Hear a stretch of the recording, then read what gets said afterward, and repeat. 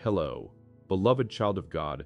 Thank you for watching Daily Renewal. If you're new here, I want to welcome you to this wonderful family. Here we share testimonies of those who have died and came back with warnings, instructions, and messages. So today we are going to be listening to a testimony that we received from a sister who died for some minutes and what she was told to warn us about. If this is the kind of messages you love listening to, then I want you to kindly subscribe to this channel and give this video a like, because we will be bringing you authentic messages that will bless your life and keep you prepared in this trying times. Also, we would love to know where you are listening from in the comments, so we can connect as one family. I will be reading this testimony as it was sent to us. Relax and listen carefully as I share it. I will begin sharing the message. Hello, Daily Renewal family. Please help me share this message so that it reach to more people. Before I tell you what happened to me, I need you to understand something. I am not someone who chases stories. I am not someone who makes things up to get attention. I am a mother, and everything I am about to share with you happened. Every single bit of it, and it changed me forever. So please, stay with me, because by the time I finish telling you this, you are going to understand why I felt like I had no choice but to come out and speak. It started with my son. For weeks, long, terrible weeks, I watched my child suffer in ways that no parent should ever have to watch. He had fallen sick, and not the kind of sick where you give medicine and wait. This was the kind of sick that made doctors look at each other across the room when they thought I wasn't watching. The kind where nurses speak to you in soft, careful voices. The kind where you sit next to a hospital bed at 3 in the morning, holding a small hand, and you don't know if the sun will find both of you still there. I won't go too deep into his condition because I want to protect him. But what I will tell you is that we had tried everything. Medication, specialists, different hospitals. We had done everything that made sense to do. And still, he was not getting better. He was getting worse. I remember one night, a doctor pulled me aside in the corridor and he said to me, very gently, that I needed to prepare myself. He said they were doing everything they could, but that I should call family. He said it the way people say things when they have already decided something in their heart, but don't want to be the one to say it out loud. I walked back to that room and I looked at my child lying there, so small, so pale, and something broke open in me. A dam I didn't even know was holding. I sat down beside him and I started to cry. Not the quiet, polite kind of crying. The ugly kind. The kind that comes from somewhere so deep inside you that you don't even recognize the sound of your own voice. And then, when there were no more tears left, I began to pray. I made a decision that night. I was going to fast and pray until something changed, until God answered, or until I couldn't stand anymore. I know some of you will understand that. When you are a mother and your child is at the edge, you will do anything. You will give anything. You will give anything. You will trade places with them without even thinking twice. So I fasted. Day after day. I barely slept. I barely ate anything. I would sit beside his bed during visiting hours and whisper prayers under my breath. And when I went home, I would kneel on the floor of my bedroom and keep praying. I was running on something that wasn't food and wasn't even sleep. Something else was keeping me upright.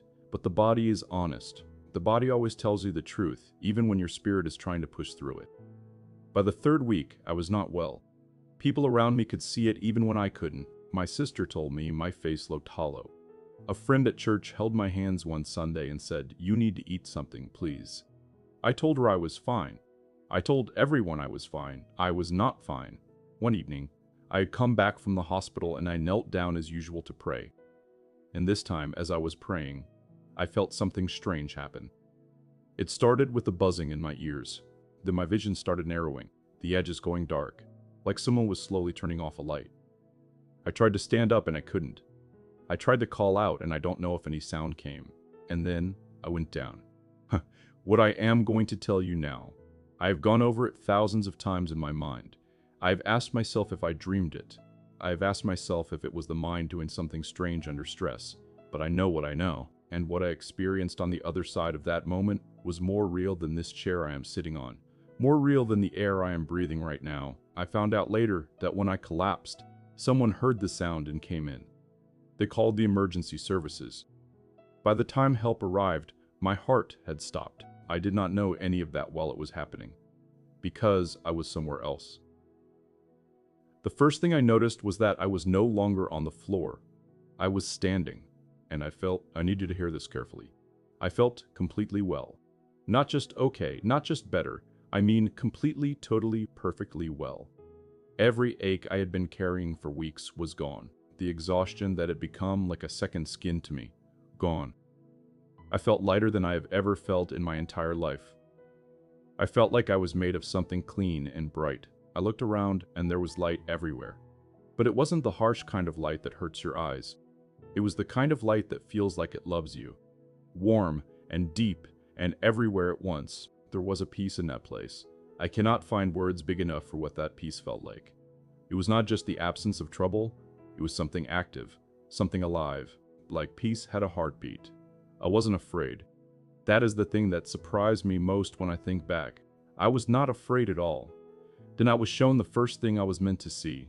It appeared before me like a vision unfolding in real time. A massive racetrack, stretching as far as my eyes could follow. And on this track were people. Thousands of them. Countless. They were all running, and each one of them was carrying something, a glowing staff.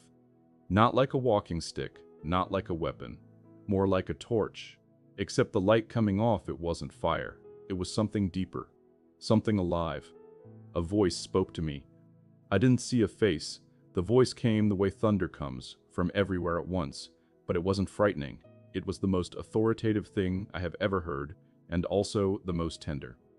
The voice told me that each glowing staff represented the truth of God's message, the gospel, the word of life, that every person on that track had received it, had been given it to carry and to pass on.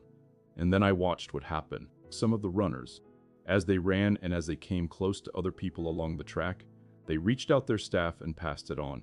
They stretched it toward others, and those others took hold of it, and their faces lit up, and they began to run too. And the ones who passed it on, I watched as something beautiful happened to them. They were crowned.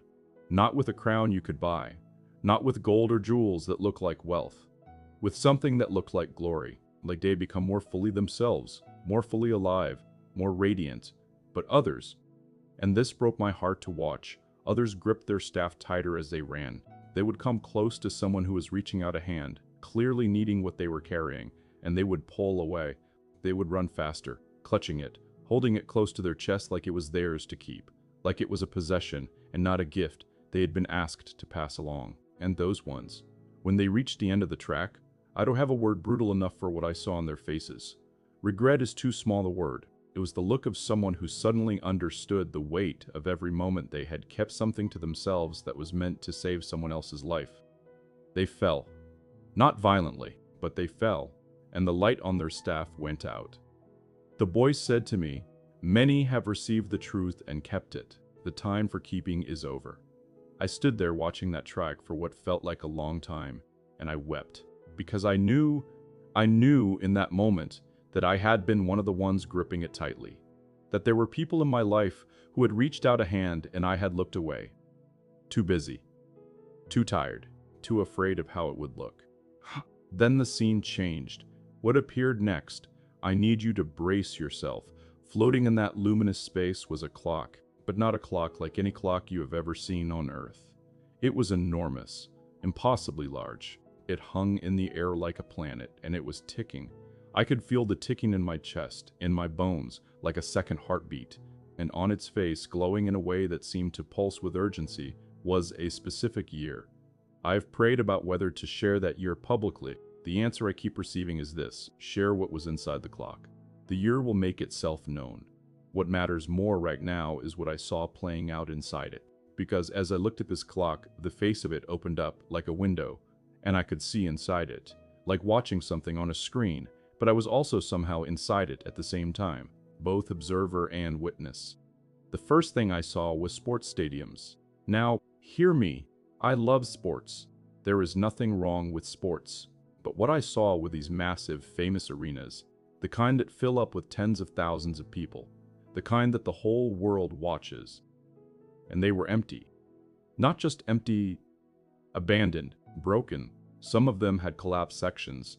There were overgrown weeds pushing through the concrete. There was debris and silence and a stillness that felt wrong in places that were built for noise and celebration. And I understood, without being told, that the reason they were empty was not because of something simple.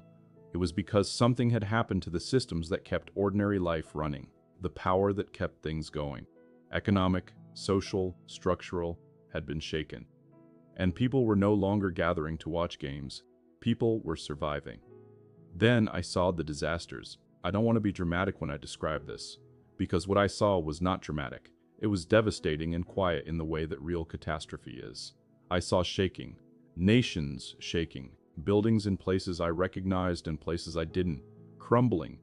I saw coastlines that looked wrong, like the water had come somewhere it wasn't supposed to be and had not gone back. I saw fire in places that weren't supposed to be on fire.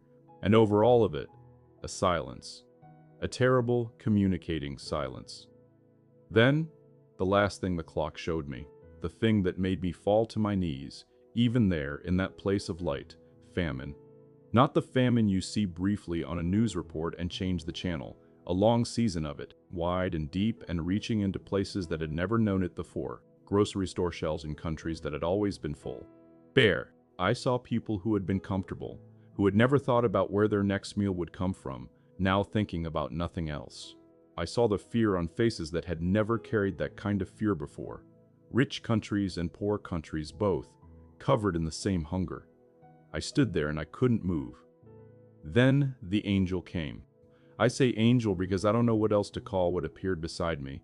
It was a presence, tall, steady, radiating something that felt like certainty. Not cold certainty, but warm certainty. The kind a good doctor has when they already know what needs to be done and they are not afraid to do it. The angel spoke, and the first thing said to me was this: "Your child will be healed when you return." I cannot tell you what those words did to me. After weeks of terror, after kneeling on cold floors and crying until I was hollow, those 7 words landed on me like sunlight on a person who has been locked in a dark room for too long. I didn't collapse. I just became very still, very full. Then the angel continued. I was told that what I had seen was not meant to terrify me. It was meant to prepare me, that God does not show his people what is coming so that they will be paralyzed with fear. He shows them so they can move, so they can prepare, so they can help others prepare. The angel gave me specific instructions. I was told to begin storing food. Not obsessively, not fearfully, but intentionally and steadily, to grow what I could with what I had, even if it was a small garden, even if it was a few pots by a window, even if it felt ridiculous given the size of my current situation. Start. I was told that many people would suffer in what was coming, not because God wanted them to suffer, but because they had been warned and had not listened, because they had heard the staffs being held out toward them, the truth, the messages, the calls to prepare, and they had laughed or scrolled past or said, "That's not for me." I was told that those who shared the message, who passed the staff, who sounded the alarm with love, they would be protected in a way that would make no sense to those watching from the outside, provision that couldn't be explained, peace that didn't match the circumstances. And then the angel said something that has stayed with me every single day since. She who has been shown is responsible for what she knows. I don't remember the moment of return the way I remember the rest of it. What I remember is waking up surrounded by people I did not expect to see. Medical people, urgent faces, equipment. Someone was squeezing my hand very hard. I was cold in a way that went deeper than temperature. And the first thing I did, before I even had full words, was ask about my son. I was told he was stable. Within days, he began to improve. The doctors used the word remarkable. One of them said he couldn't explain the turnaround, that medically what had been happening in his body should have continued on the same trajectory. He seemed almost embarrassed to say it, like the numbers weren't matching the outcome, and he didn't know how to file the paperwork on something like that. I know why it happened. I know exactly why. I want to be honest with you about something. Coming out and saying these things is not comfortable for me. There are people who will hear this and roll their eyes. There are people who will call me crazy or attention-seeking or worse. I have thought about that. I have sat with that fear. But then I remember the track. I remember all those runners clutching their glowing staffs.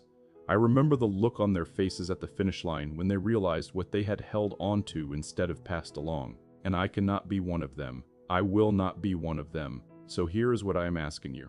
Not as a preacher, not as someone who has all the answers, just as a woman who was shown something and came back with the urgent, burning sense that time is moving differently now than it used to. Start sharing what you know. If you have faith, don't keep it like a secret treasure. Pass it along. Talk about it with the people in your life.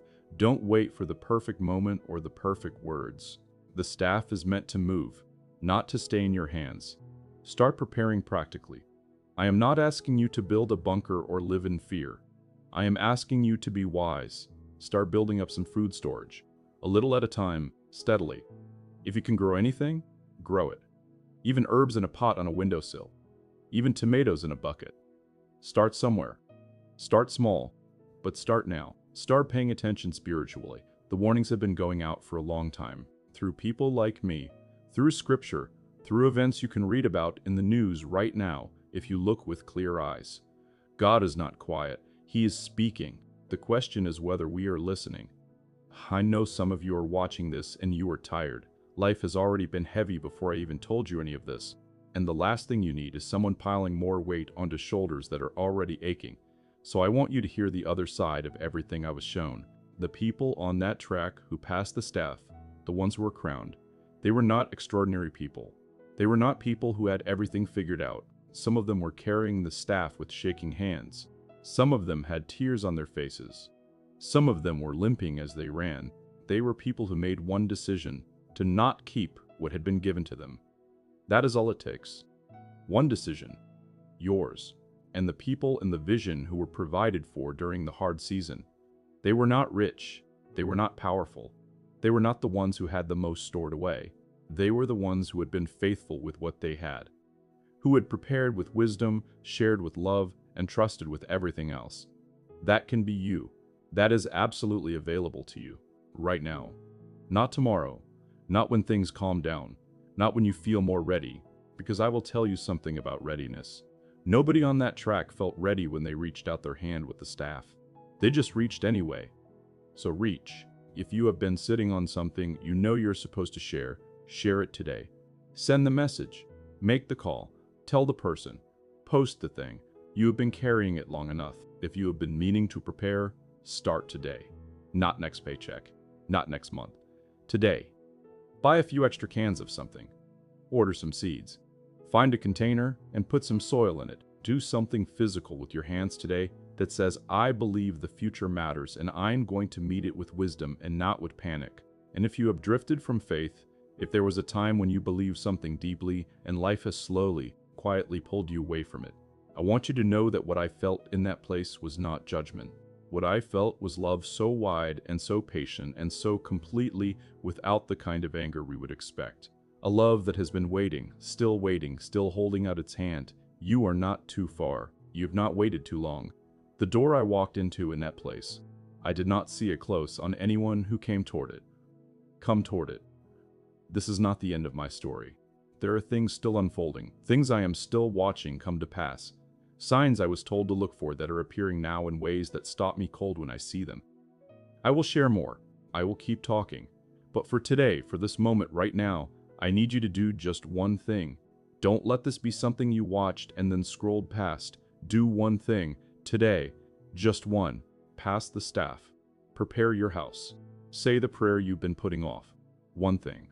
Because the clock I saw was not ticking slowly, and the love that sent me back was not sent so that I could whisper this into a room by myself. It was sent so that you could hear it. So now you have heard it. What will you do? I know you have been blessed. If this reached you today, please share it with someone who needs to hear it. You might be the runner who passes the staff that changes everything for them. Thank you for watching. Please don't leave without giving this video a thumbs up. I highly recommend that you subscribe to this channel so that more testimonies that would be shared on this platform will reach you. God bless you. See you on the next one.